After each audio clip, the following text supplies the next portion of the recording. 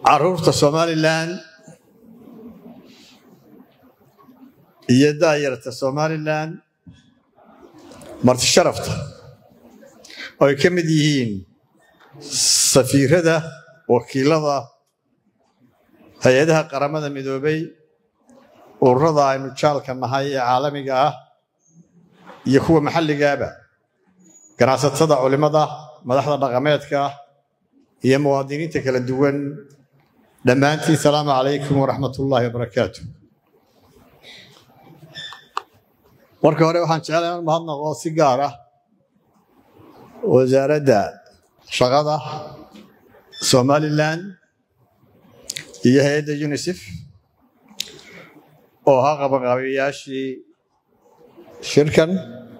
waxaa kaloo mahadnaqaya wakiilka UN-ka ama United Nations-ka ee Somaliland iyo wakiilka Hargeysa ee dowladda Ingiriiska iyo dhammaan xubnaha ka soo qayb galay shirkan ee hay'adaha caalamiga ka socda waxaan uga mahadnaqayaa iskaashiga ay la leeyihiin Somaliland iyo horumarka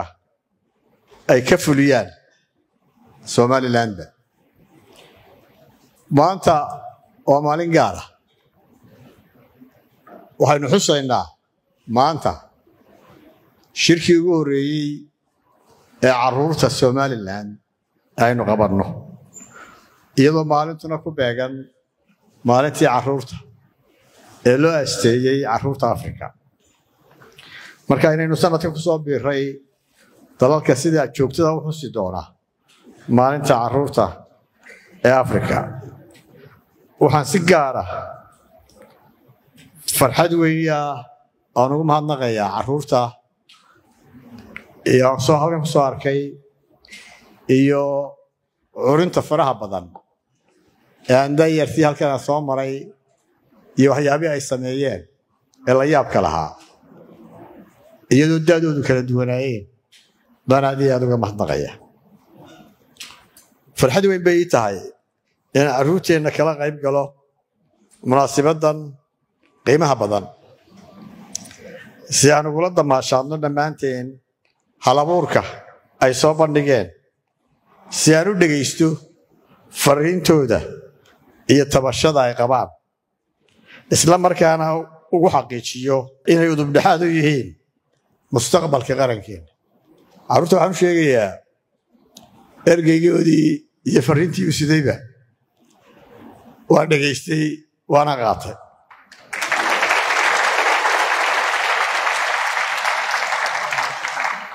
runtiina himilada iyo garaadka sare ay maanta halkan ku soo bandhigeen waxay nagu uraysaa rajada in ummadeennu ay mustaqbal wanaagsan leedahay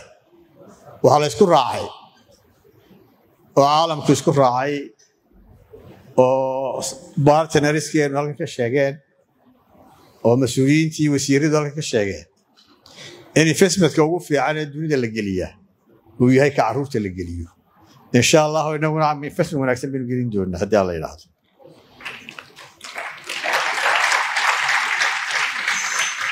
maalinta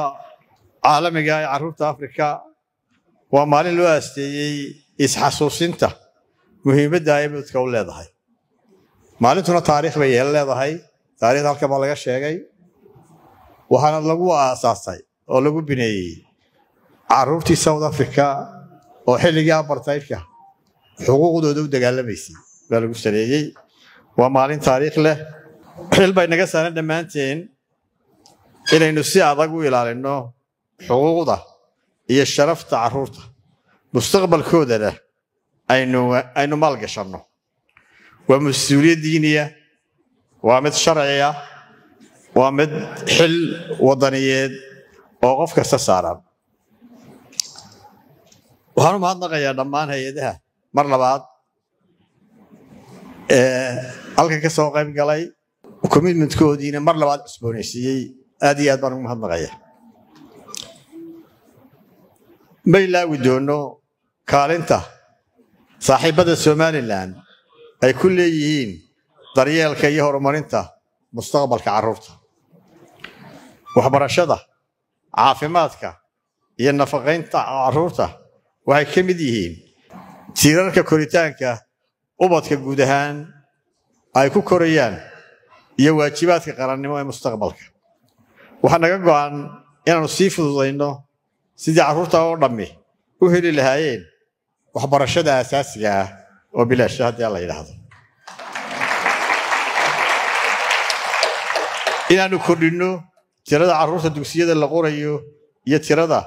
dugsiyada waxbarashada labadaba. tababarka macallimiinta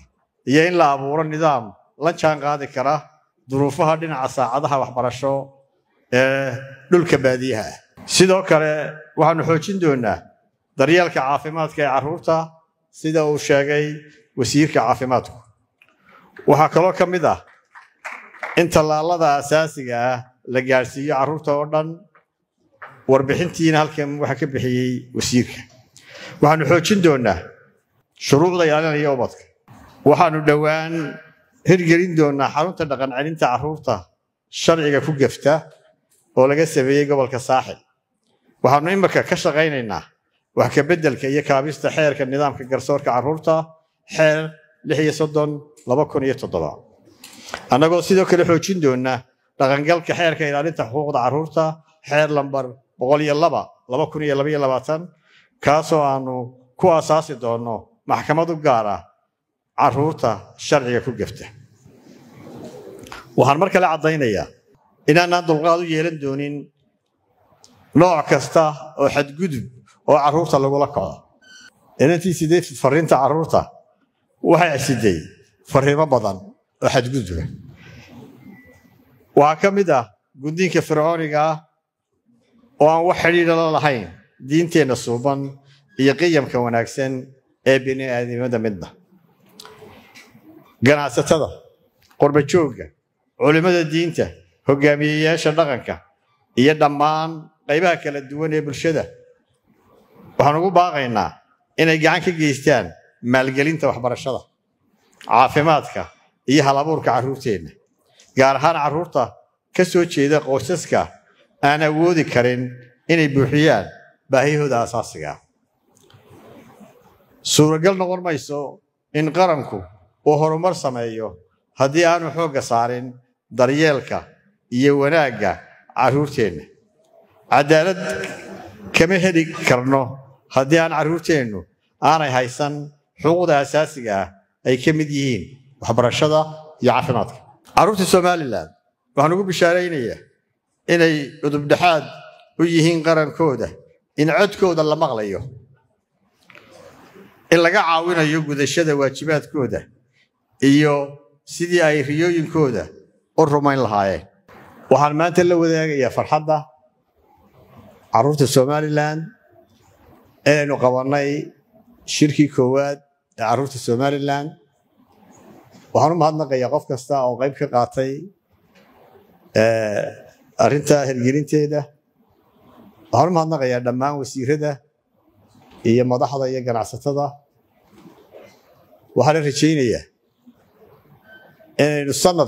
sanadkiisa ku gaadhno nabad iyo horumar. waxyaabaha ay dhallinyaradu soo bandhigeen waxaa ku jira innovations waxa la yidhahda ama ikhtiraacyo dayuurada ka mid yihiin oo wax kale ku jiraan oo layn la samaynaya ku jiro oo waxyaabihii dhaqanka ku jiraan oo dhismayaal ku jiraan oo beeraha sida loo beeraa ku jiraan oo climate-ka sida loo ilaaliya ku jiraan. waxaan ku boorinayaa saaxiibada Somaliland iyo dhammaan wasiirada